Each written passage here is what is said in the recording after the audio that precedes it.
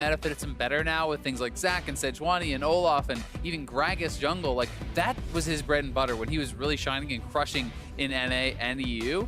And for Piglet as well, I mean, there's a lot of protect the AD carry, hyper carry type compositions you can run, and there's a lot of dueling powerful marksmen you can run as well. And Piglet have been complaining about utility AD carries. AD carries can't do anything, marksmen have no effect on the game, and while I disagreed then, it's certainly not true now. So if he cannot perform in this meta, I don't think he can perform in any meta. Well, we'll see what happens, because the draft has targeted a lot of junglers here in the first 4. Banned CLG on the blue side, banning Olaf, Ivern, with 1 more now to go, and Zac Lee Sin bound there for Liquid, as Galio will actually be CLG's last ban. So yeah, 4 junglers already with maybe another one to come. There's Gragas, so effectively another jungler taken. Yeah, a lot of jungle bans here. And I mean, honestly, I feel like this favors Dardoch probably more than anything, because he does like to play the more aggressive junglers. Obviously, there are still picks available here for Reignover, things like Kha'Zix, Elise. Elise is going to be first pick, but this gives the opportunity to give over something like Caitlyn Lulu, which I think is a very powerful first round. You can also go with Karma if you prioritize that over the Lulu. But I think that drafting a very strong bot lane here for TL would make a lot of sense, and then you can pick up your jungler as that 3rd pick. Yeah, that's the other option, right? You have 2 picks here to make. You can take a very strong bottom lane, or you can maybe complete it a little later. Very interesting to see Rengar picked up so early, especially for a player like Reignover. But Rakan being picked early kind of says, CLG, do you want to take Xayah? Because if you want to take it away from us, you need to take it now.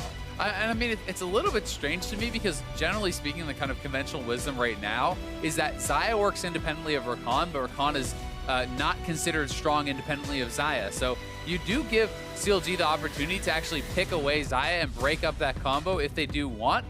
Or they can simply be happy to match it, because Xayah can struggle early in lanes, and there is still Caitlyn available, which is a huge pick for Stixxay, and you know, you can pick some very, very strong bully lanes. Well, see what CLG want to do here. Looks like Shen already locked in, and there's the Caitlyn. So just assuring the Xayah, saying, you know what, you can have it, take that dual lane. We played it yesterday, we know how it works, we're confident we can play against it. And they may not even go for the Xayah, right? This may have been a bit of a bait to try to, you know, force CLG into picking Xayah so that they can take Caitlyn, which they may feel is more advantageous. You know, certainly can be a lot of mind games going into pick bans like this. Fiora definitely would be a really good pick here into the Shen, though. For Lorlo, it's something that he spams in solo queue. He has a lot of experience on it. Darshan has a lot of experience playing on and against Fiora here too, but you know, it's sometimes pretty inevitable how that matchup goes. If you get to a certain point, Shen cannot compete whatsoever. Well, it's funny, I mentioned, you know, Lolo and Team Liquid had some really strong performances very early in spring this year, and it was on Fiora where Lolo was looking good. Certainly a top laner that's picking up a lot of steam, especially with all the tanks running around. So I like what Liquid have done here, but they're going to ban Karma as we move into phase 2 of the ban. So targeting some of those strong supports, they have one of their own, so they're going to try and take some options away from Aphromoo, as there's the Ash ban for CLG. So it looks like we'll be trading bottom lane bans here. Yeah, and it's Brilliant Soul taken off the table, so all of Reddit can rejoice. You know, they did ban it, there you go. Huhi not going to be able to pick this up, but that does mean, you know, something like Lulu is still available. Theoretically, Golden Glue could be playing that mid, like you could still grab that for Liquid, but it's not something you're expecting whatsoever. And we don't really know exactly what Piglet wants to run here, because right now you have essentially a split pusher on the Fiora, you have some pick with Rengar, you have your support, but you have not shown, are you running like a hard carry type ADC? Well, you're not at all. You're supportive. Picking Jhin, which is actually very interesting. Again, Piglet, the type of player that traditionally has been very comfortable and very vocal about the power of more of these late game carries. Twitch is running around. You could even play something like Lucian, or even go later with something like Pogmos. So seeing Jhin is very surprising, because he's not on anyone's radar, it feels like. No, and I mean, this is a champion that he had never really liked to play. He was very vocal about how much he disliked the utility style AD carries. That said, there are some pretty interesting Jhin builds floating around. Most notably, people are doing a Death Stance rush. So you just start Doran Shield, you go straight into Death Stance. You can even go Death Stance PD, Death Stance Rapid Fire, this sort of thing. And you can actually become very, very tanky. It's pretty crazy, especially in combination with Warlord's Bloodlust. You can be pretty hard to take down. Yeah, kind of interesting to see how this one works out. Apparently on our other stream, Total's also picked up Jhin up as well, so maybe some of these teams have it prepared. Bardo for Aphromoo, doesn't go for Zara, doesn't go for Lulu, wants a bit more of that playmaking, and there's a very safe blind pick Ahri to finish the draft for CLG.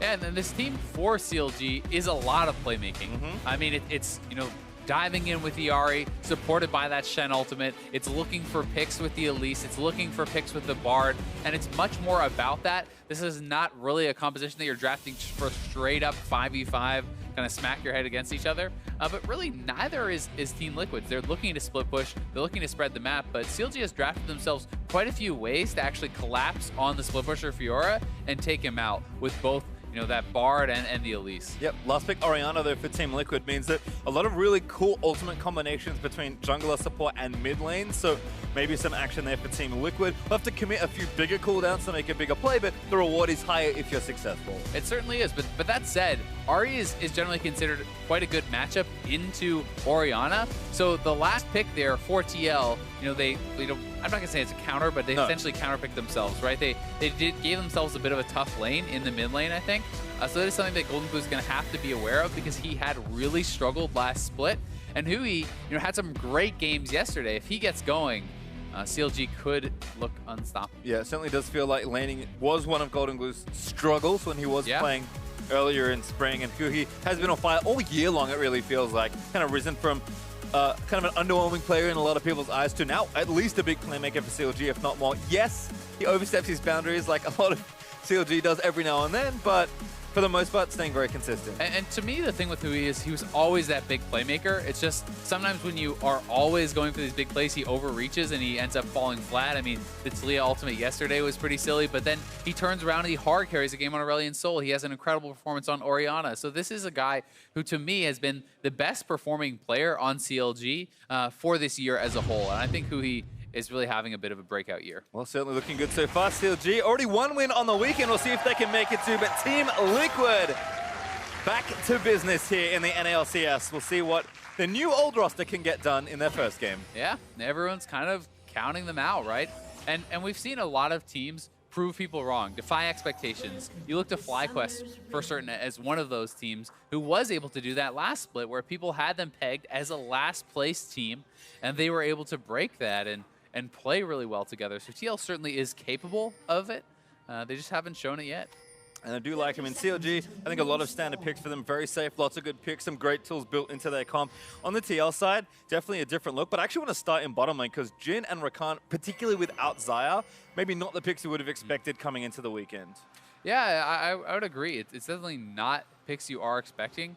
That said, there is a lot of CC potential there. You know, we saw a lot of the combos actually showcased by Aphromoo yesterday, things that you can do. RW is really one of the biggest ones because the W doesn't CC you until it actually lands. It's like the first part is an instant travel, but then the second part is what CCs you. When you use your ultimate first, you're immediately CC'd straight into that W.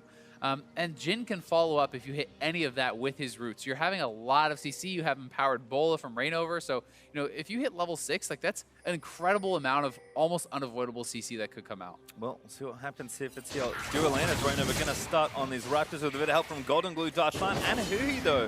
Going to poke their way in and try and disrupt this. Just needs to soak a little bit of extra XP, and Darshine already steals one away, steals two away, actually, as Reignover jumps his way back in. Now furious as Lolo's roamed down as well. Darshine might be a little too far forward. Smite there from Reignover, but Darshine going to get chased down. Nowhere good to flash, and that's first blood to Lolo. I mean, what is he thinking? The first start of the play is kind of cool, great. You stole away a chicken or two, but like, what else is gonna happen? He stays there and he blows his flash when he's already 100% dead. So that's giving first blood over to the Fiora. That was an awful play from Darshine. Yep, and looking at Dardoch starting on the other side. Actually going to get an invade on the blue as Matt looked for a knockup with the grand entrance, but doesn't get it. Aphromoo chunk low, but so is Piglet as Stixxay firing headshots in. That's Matt flushed away. Stixxay flashes forward. Afro autos through. Needs one more. The Q's going to miss, but Afro so low as he heals himself back up. Hits level 2, but Piglet snipes him. CLG going aggressive, and they miss the Peacemaker from Stixxay. They can't get that final auto attack off, and now Dardoch is here. Oh no, he got rooted though. The knockup from Matt already in. Stixxay tanking the turret as Dardoch forced to flash away. Piglet gets the next kill, and now he's dead too. Absolutely lined up. Warlord's procs on Piglet. He's gonna snipe the next kill. There's a double. All right, this has got to be the most disastrous start I've seen in such a long time. Everything goes wrong. First, they give up first blood to the Fiora in an awful invade. Now, I don't even know what to say about that dive, but incredible outplays from the TL bot lane, and Jhin is 3-0 at 3 minutes. I mean, we question, you know, how good is the Jhin pick? Well, with 3 early kills, almost any AD is going to look good. Yeah, and I mean, they decided to go very aggressive here with the all-in.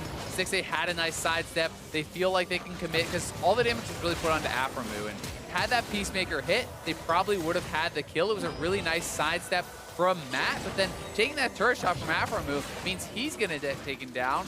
Now, pushing forward, they think they can actually pull off this dive, but again, it was good CC landed onto Dardoch. They see him coming in. The root into the stun. Dardoch is extremely low. The Ignite was still available, which is something they may not have actually calculated for, but that is just everything going wrong, and really nice plays. Mostly credit to Matt, I would say, for both the sidestep on the original Peacemaker and then landing that CC on Elise coming in. All right, so something I need to ask you about, because I'm actually not sure how this interaction works, is taunt there for Darshan onto Lolo. Might have to wait. Bit of poke back and forth. Lolo looking good in the lane right now. Piglet primed that Jhin W very early. I feel like Matt's W just traveling there was enough to set off the route. Yeah, that's what it looked like to me as well. It could be that there was an auto attack that went off first that we didn't actually see from the Rakan, because that auto attack animation is very quick, but it did appear that the first part of it, and as Lolo actually goes down to the top lane. Nice little dive there from Dardoch. Yeah. Finally making the right play around the enemy turret and getting some gold back into his team's pockets. I'm sure we'll get a look at that one in just a second, but Dardoch just never been one to shy away from going aggressive, even when the first play fails. No, I mean, this is a guy who is going to carry some games for your team, right? Dardoch has always been a player with a lot of carry potential, very strong mechanical jungler, someone who can get the first bloods, who can snowball games, and you're definitely going to be looking for him to have that kind of a performance here. You know, when your team is quite behind, your jungler needs to get proactive and make plays happen. Well, something like this, but we'll see how it all started. Dardoch, huge wraparound play with Lolo too far forward. Yeah, and I mean, Lolo, in a play like this, you essentially have to parry the cocoon, and I just don't think he's going to do it. Yep, not able to actually get that off. You need to be able to use your W reactively on the cocoon to survive a gank like that as Fiora, and if you're going to push that far up without vision, you need to be able to have confidence in yourself to do that. Well, Darshan's oopsie, somewhat righted by the play in the top lane, so top lane will be nice and even. Bottom lane, certainly not, though, as Piglet returns with a BF sword. A BF sword to a pink ward. I'll let you answer which has more damage in this case. That's a pretty brutal buy for 6A, and I mean, the fact of the matter is, despite everything looking so awful for them, you know, they're quite a bit behind. Obviously, this gold lead this early on is very bad, especially for the individual lanes, but it's not monumental. As long as they don't lose turrets off this, as long as everything does not fall apart, this is a game that CLG can come back from. That said, you're looking, you know, at Matt and Piglet to dominate the lane at this point. Charm missing there from Huhi. Nice attempt on the ultimate. Going to get a bit of extra damage moving in, but that's all the charges now wasted. Golden Blue does have the cleanse as well, so pretty safe from the potential all-in. Lolo riposts away. Darshan getting aggressive once more, but Lolo now level 6, so Darshan going to have to be careful with those trades. You really want to see Piglet and Matt like open up a CS lead, start pressuring turret and stuff, and after getting 3 kills and double buffs on the AD, they've essentially just traded farm, which does seem pretty strange to me that they're not willing to play that aggressive, but I guess the fact that Piglet is down flash, they're worried perhaps about a gank from Dardoch and don't want to actually, you know, get caught out and throw that away. But if you don't extend the lead, it's not going to matter too much in, you know, 5-6 minutes if you're up just 1K. Yeah, I mean, Piglet does have actually 1,000 gold up right now, but you can see 6 is already going back, answered that particular item buy, so at least for a few minutes perhaps there will be a parity in that lane. So CLG, I think everything again kind of balanced out. That total gold lead really just sitting on Piglet as Dardoch going to go ahead, take this red buff for himself. Should get that one nice and cleanly, and we'll see if again maybe he looks towards that bottom side. Piglet's flash will be back up very shortly, so probably not a timing window there, but Dardoch just clearing his jungle, going to go back, spend, and then make his next move. And the other thing that CLG is going to have to start thinking about is where will Reignover go as he hits 6? Because Reignover has done basically nothing this whole game except farm. He's kind of walked around the map. He's getting some levels. He's actually behind Dardoch in experience, but should hit level 6 here. And if he passes that over, he probably won't. But anyway, he's very close to level 6, so he has another camp or 2. And then that first ultimate is so important for Rengar. Really being able to make something happen can often be the difference between being able to snowball those games and actually really get something going and having a pretty slow and effective game on Rengar. Yep, I actually kind of like what Dardoch's done here with his early buys. Has the, you know, the standard ward jungle item, which makes sense, but early mobility boots, this is common on a lot of aggressive junglers, particularly. But I like Crucible Darksteel efficiently, but also to kind of reward him for successful aggression as well. Yeah, and Darksteel can really pay off sometimes. TL is doing this early lane swap top. I don't think CLG is aware of it yet. They're going to try to get a kill on Darshan and then push on that turret. They have been spotted now, so CLG needs to respond properly. We'll see what their response is going to be. Afro and Dardoch are mid, and they may try to shove mid lane. They're leaving 6A bot, but Darshan cannot defend solo on that next wave, so they're going to need some more help to try to move up there or try to respond elsewhere on the map. Yeah, Afro's actually going back, or was going back down towards the bottom lane, now riding back towards mid. Rainover did pop over, try and get the blue buff. Flash taunt's going to miss. Rainover with a nice flash there, just to get out of the regular taunt, excuse me. Yeah, a lot of respect actually given to that flash. Very nervous about getting picked off, but seems like CLG is just going to straight up give up the turret and not really much of a response at all from them. They kind of shoved in mid and bot, but didn't really go for anything much. Yes, 6A will eventually take down this turret and he'll get solo gold, so that's something going for them. But I think they feel like they're in a position where even if it's a slightly disadvantaged trade, they're going to be okay to take it. Well, Dardoch moving up again, has the blast cone, but 2v2 as Matt did stay around on Rakan. No ultimate though for him, but Dardoch going to give up that potential gank. Stixxay, like you said, does eventually get the trade, but first turret goal going over to TL is nice. It's going to give extra advantages to Pickle, who was already ahead after the level 1. But the thing you have to remember is, despite it being first turret gold, he did not get solo gold. And 6A is also getting all the farm. So a lot of the gold lead between the 80 carries is actually somewhat evaporated. You called it out when it was at 1K. It's actually only at 400 now because Stixxay gets all the farm and solo gold funneled into him. So they are kind of making that trade-off. Gold as a whole obviously goes to the advantage of TL, but it appears that that was a trade that CLG either were willing to make or just felt like they couldn't make a response to. Well, certainly make sure they keep the gold even.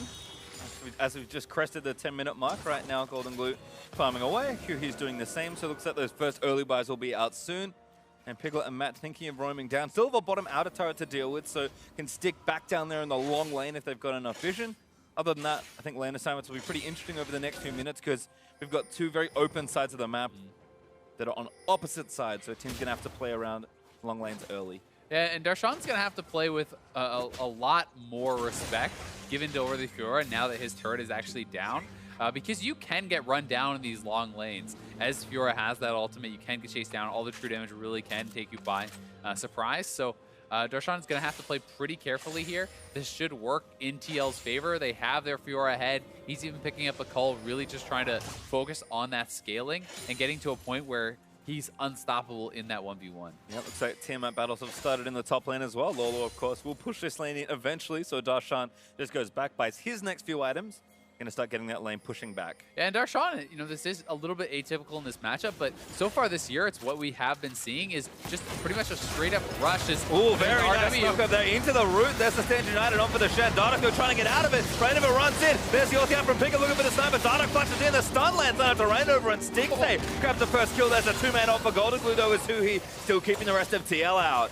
What a nice turnaround from CLG. Such fast reactions from the team to get down there.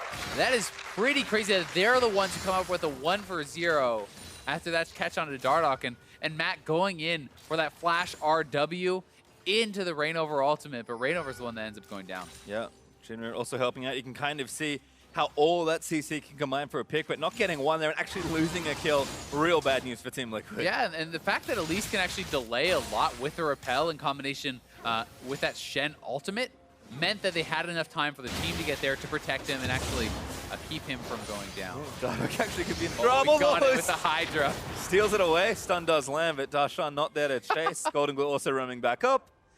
That's so tilting. Just a casual walk up with the Tiamat. The proc actually is longer range than your auto attack. But here is the engage again. So flash RW, instant CC chain. This is basically unavoidable. But the Shen ultimate's already coming in. He repels to buy a little time. Probably could have actually sat in the repel longer. I think he actually misclicked and went down a bit too early there. But that said, the taunt into trap combination on Rengar, he did not have full stacks of his Fury, so he couldn't actually use his CC break to get out of there, and that's what causes Rainover to go down and expend his first ultimate. Nice looking stuff there, and again, that play from Rakan, really only available every 5 minutes when your flash is up, or maybe a little earlier, given Masteries. Yeah, you're going to go with Masteries. He also goes Lucidity here for lower cooldown there, so you can end up with, I believe it's, about 30% lower cooldown with Insight plus Lucidity. So it does end up being a fair bit shorter, but it is still quite a long cooldown. It's a big commitment. A little better there is still on TL's bot lane. Piglet now has that Infinity Edge first, so no Death Dance Rush just yet. But certainly very powerful early on. Again, all the early advantage that's funneled into Piglet, despite the fact that he is actually down a significant amount of CS still, means that he will still be very powerful. As you can see, the goal between the two actually even, which I think is a big win for CLG given how the lane started, but not to undersell Piglet's current power either. Yeah, Piglet is really strong, but are you happy with a situation where your AD, 3 minutes in, got a triple kill and double buffs and is now even with the other AD carry? To me, that is a failure on TL's part for not actually extending that advantage, for not bullying the lane, for not taking towers and doing things like this. So we'll see how it goes as we go forward. And as far as the IE versus the Death Dance, IE is obviously much more powerful offensive. It's just that you're very squishy, you're more susceptible, and he's not necessarily worried about that. So he's going to have a lot of offensive power with his skills and probably going to rapid fire. It does feel like CLG, though, looking good as far as early aggression goes. Once again, kind of dictating a lot of the plays in this game, despite being down in gold. 3-man aggression onto this top outer turret should get it for them pretty cleanly. Piglet working on the trades down the bottom side of the map. Rainover's going to join him, but CLG push through, threaten that tier 2 as well.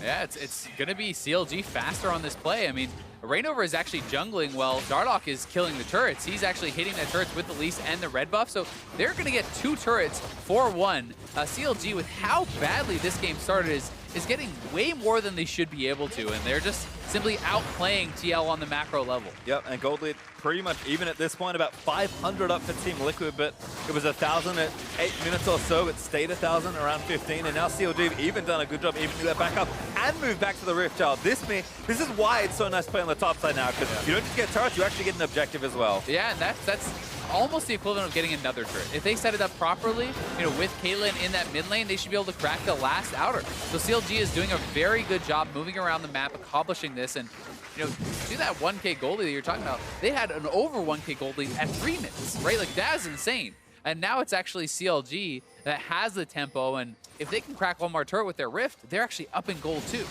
Oh, good charm there onto Rainover. Great bit of poke damage there from Huhi.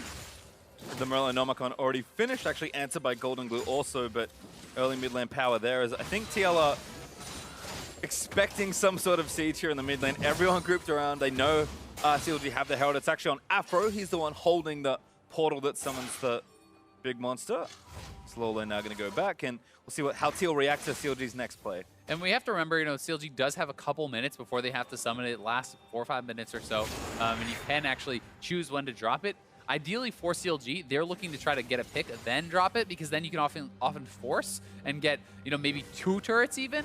Whereas if TL's fully prepared, you might not even get the 1. So TL's definitely trying to be very cognizant of this, play as a group, and that's why they're kind of stacked 4 in the mid lane. They don't want to risk someone getting picked off and losing multiple turrets to this Rift Herald. Well, seems like the setup's now here for CLG, though. Bottom lane pushing out for them. TL camping left side mid brush, trying to hope somebody walks a greedy route back up towards the top half. They've got Darshan as well, TP and ulti ready with level 11, not too far off for that Shen. So all that global pressure in play now for CLG, and it is interesting to see the game change so quickly just based on this one cooldown that CLG have for the next few minutes. Yeah, I mean, that's what's forcing them to group, and we heard Kobe and Mark and Dash talking about on the desk some of the different ways that you can use the Rift.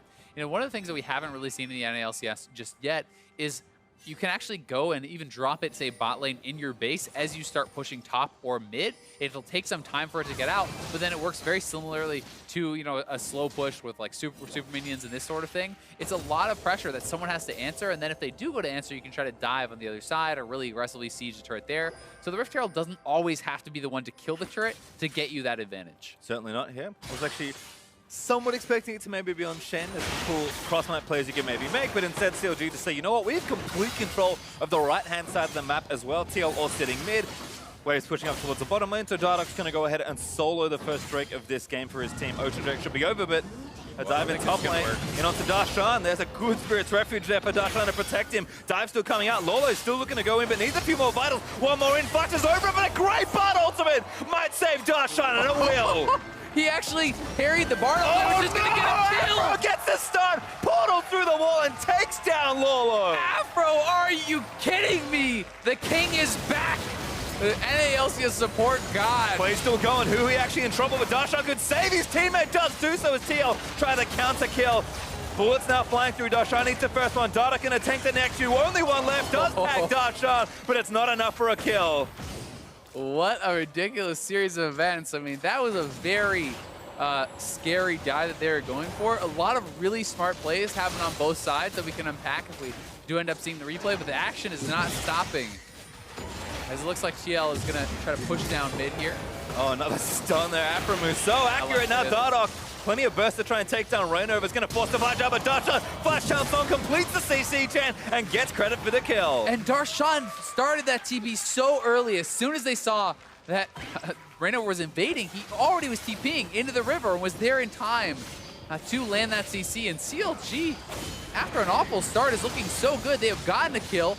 No one is here to clear mid lane. This turret is going down for free. The question is, can TL actually defend the next turret? What a great sequence of plays for CLG to get themselves a pick and now get huge pressure with the Rift turret here. I mean, this turret already at 50% health. This turret should be dead. TL needs to pour everything into this defense, but the turret's already down. Matt tries to dive in. Shockwave only hits one as it tags the butt. There's a shutdown, but Darshan takes down Piglet on the chin. That's who he's chasing now. Golden Glue. Dardoch repels in. Flash Venomous Bites to take him down, and now Dardoch trying to get out. Will get killed by Lolo, diving a little too far as Reignover dives in onto Stixxay, but Stixxay nets out of the way. Portal there to try and save him. Knock up onto Darshan, but he taunts out towards the portal. Afro, all the exits for his team.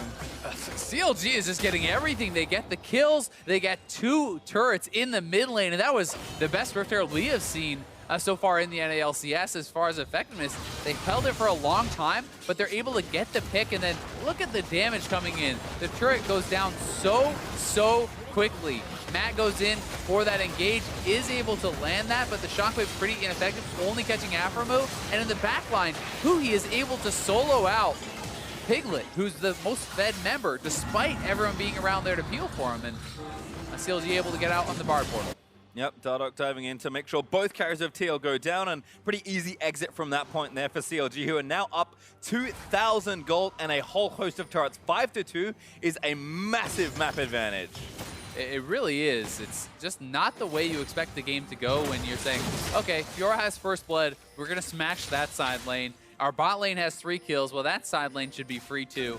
Mid lane pretty even. You know, the game should be very well in TL's hands. But CLG has been moving around very well and you know, exerting their dominance. Another great little combo there. Dardoch and Hui teaming up for that Cocoon plus Charm combo. It's been a classic pick duo pretty much ever since those champions have been in league. So again, there's also that there for CLG. They don't have to commit very much to try and look for a pick. And as soon as a 5v4 starts with a team that has this much map sense and this much global pressure with their Shen, it feels like every time TL lose something, they're in threat of losing so much more. And I think that's the big fear for me at this point in the game. Yes, it still looks relatively close, and Lolo's powering up. Piglet will get stronger. Mid lane being even is good, but CLG just are so good at applying pressure. Yeah, and that really is the concern for TL. What they need to do is basically just hang on, right? You need to slow down the game. You don't need to do anything too crazy. Yes, you kind of threw away your lead now, but you still can very easily win this game through a fed Fiora, through that split push game plan. And that's what they should be looking towards now, right? We almost have Lorlo on his 2 items. At 2 items, you can start to dominate the Shen in the 1v1. At 3 items, when you have a Bloodthirst or a Death Dance on top of that, you can start to turret dive him from full health, and you don't even lose HP. So, like, it gets really bad for the Shen, and that's what they need to look towards. Well, that first jumping off point almost there for Lolo. See if he can hit that 3-item market. A good clip and then take over that side lane. CLG, though, still hiding with their Bard ulti. With the release Cocoon. Trying to see if they can spot somebody. Golden Glue in trouble. Trap. First bit of stasis. Trap lands in. There's the root after it. As Matt's going to try and peel for the team. Dardoch already takes it now, but he does go down to Reignover. So 1-for-1 trade, but I'll take jungle for mid lane almost every day. Yeah, that's a lot of their wave clear, right? That's almost all of their wave clear in this composition, so they're going to get sieged on now without the Orianna. CLG can actually threaten the inhibitor. Great double taunt there, but Darshan waits for Matt to the commit, and then they get an easy double kill. Piglet had no flash there. They're going to get an inhibitor here at 22 minutes. I think they should be able to go all the way. There's no wave clear on Reignover or Lorlo. Lorlo just has no choice but to continue pushing, and it's so long until the bot lane is up. No chance to defend this, and they should be able to get back in time. They could perhaps even threaten Baron. First turret is going to get saved. Mid and hip should fall down quickly here, and Darshan already peeling back to try and answer that push. In fact, Dardoch, he's respawned. He went down in that first trade, so he's going to run down and challenge Lolo first.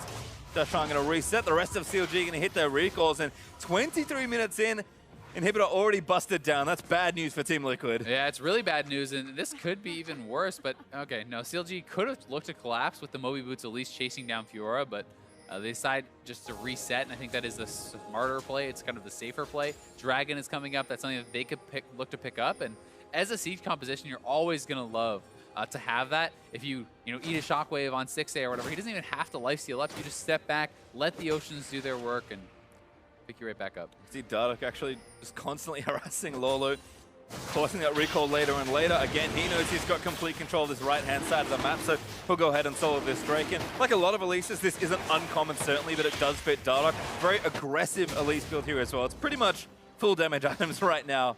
Gonna make that Drake take even easier, but you can see why Lolo was also like, I don't really want to challenge you 1v1 because you do a lot of damage. Yeah, you definitely don't really want to fight him, especially as when Fiora's that's the big problem, right? If Lorlo was sitting on a full mana bar, I think you can win that pretty comfortably, but you don't know where the team is and you don't have mana, so you're not going to mess around with him.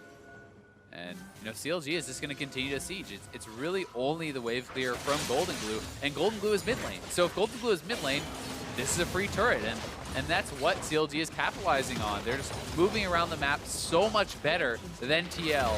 And TL is looking very out of sorts.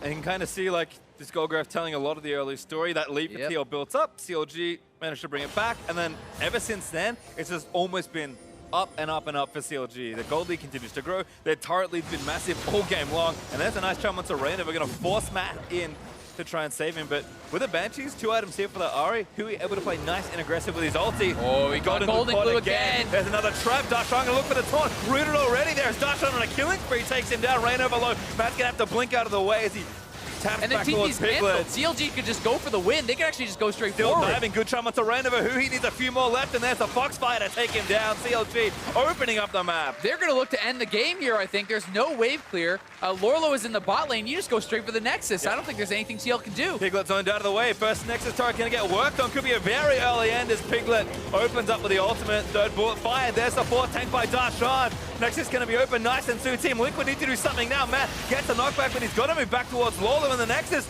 It's just open. 10 seconds left on Golden Glue. Went off the side, though. I mean, he's doing a little bit of 1v1 to the Fiora. Maybe not recommended. Darshan with an extra shield.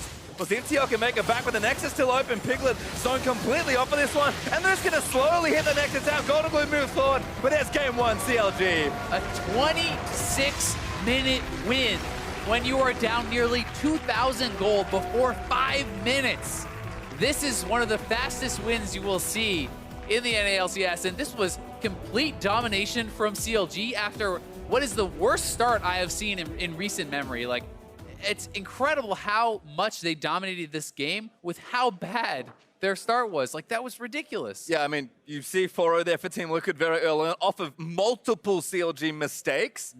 And they still managed to say, you know what, we're CLG, we know how to play our game. And they did dominate, but I think in a way that really only this team does. They played the map well, they understood where they needed to be, and they just acted so decisively every time they set up a play. Yeah, they really did, and this was kind of CLG macro at their finest. When CLG is a really good team, it's oftentimes through their map movement, through the playmaking of Aphromoo, and this is, kind of classic CLG, looking very good. And for TL, it's hard to think of a more demoralizing way to win than when you have every advantage gifted to you in the world at the start of the game, and you still can't do anything with it. Certainly not a good start there, but for more on that comeback victory from CLG, let's send it down to our analysts.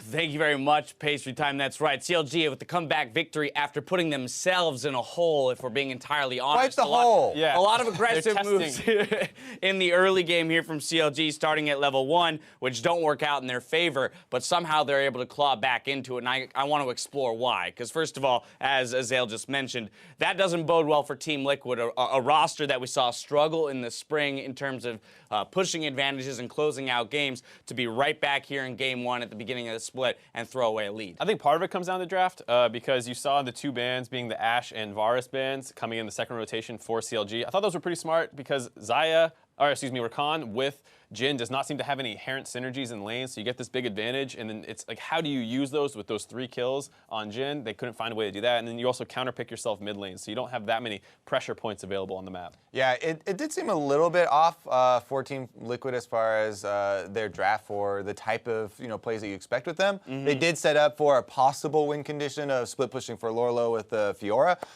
but man, I think we should just jump straight ahead to the stuff you're talking about, James, because CLG gave them so much money early on in the game as far as funding that game plan of the split push Fiora. Yeah, let's take a look at CLG hand-feeding Team Liquid some kills here to give them that advantage that you guys speak of. I mean, Darshan, again, it's a cute look to take away a Raptor or 2. We've seen many teams do this in the past, but you've overcommitted at this point. Yeah, so it's cool to get a Raptor, one of the chickens to steal at the beginning, but then he's like, oh, I got one, I can see another one, and he tunnel vision on those chickens, doesn't realize the rest of the team is collapsing, and like I said, that kill went over to the Fiora that should be able to get to a very big split pushing threat. Meanwhile, the whole bottom lane thing is another deal. Yeah, you're talking about tunnel vision. Here we go. Like, Matt gets low, you force him out, you try and get that last hit, doesn't quite work. Afro walks into turret range, he gets hit up, and now Piglet has a chase down kill onto him.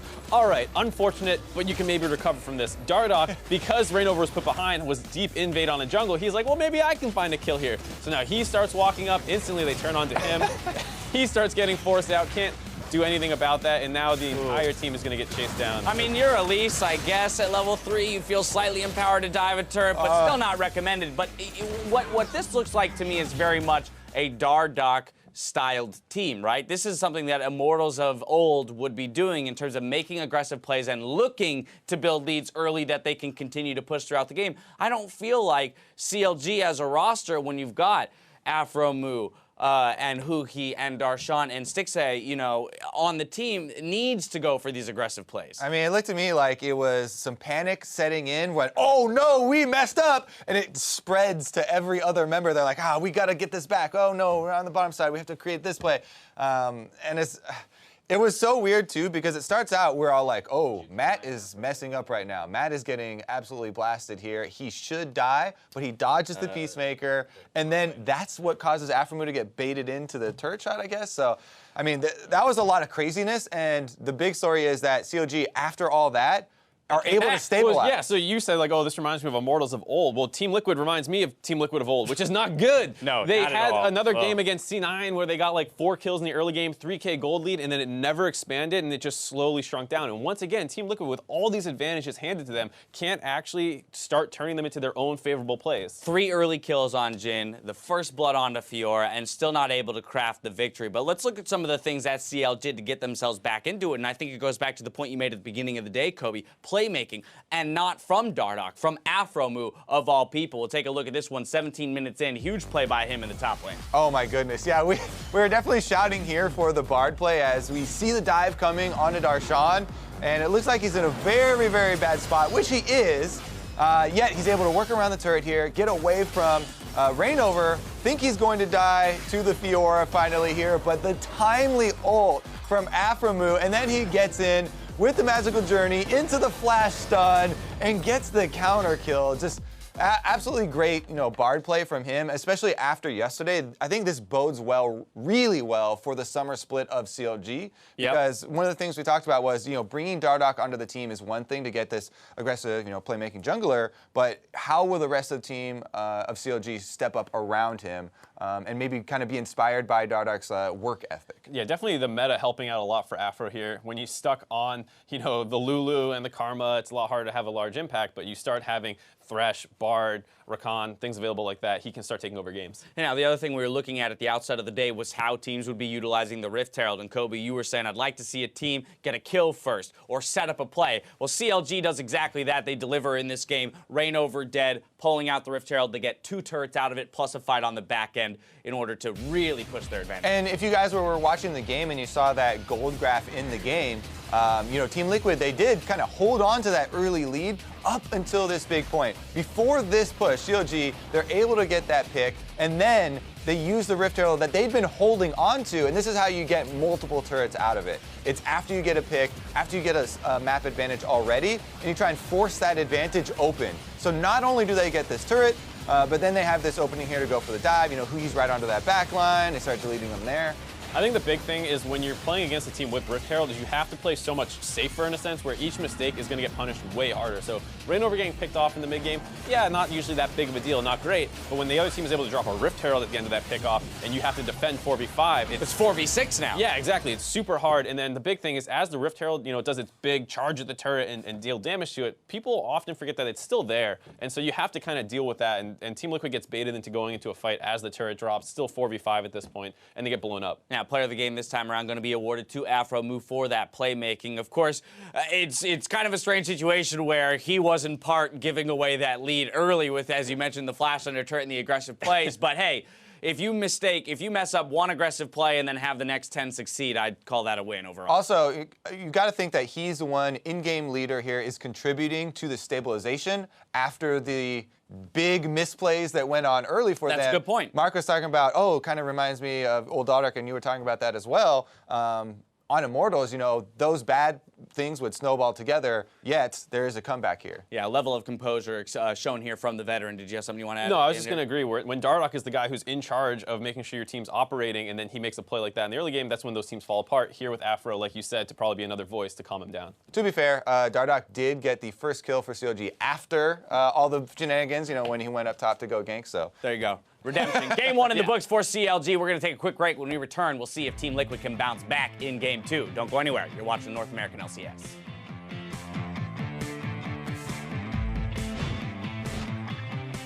Yeah, let's go. Grayson, die one more time to give Sam confidence. Okay. Yes, sir. Damn, Samson. I'm so confident now. Game over. Lolo's roamed down as well. Darshan might be a little too far forward. Smite there from Rendu, but Darshan going to get chased down. Nowhere good to flash, and that's first blood to Lolo. One more in, flashes over, but a great Bard ultimate might save Darshan, and it will. He actually parried the Bard. Oh, He's going to get a kill. Lolo gets the stun, portal through the wall, and takes down Lolo. I can get him. Okay. Looked in. I got both the flash. Oh, fucking nuts. Hell yeah, Zach. Let's go. Piglet zone completely off of this one, and they're just going to slowly hit the next attack. Golden Glue moves forward, but there's game 1, CLG.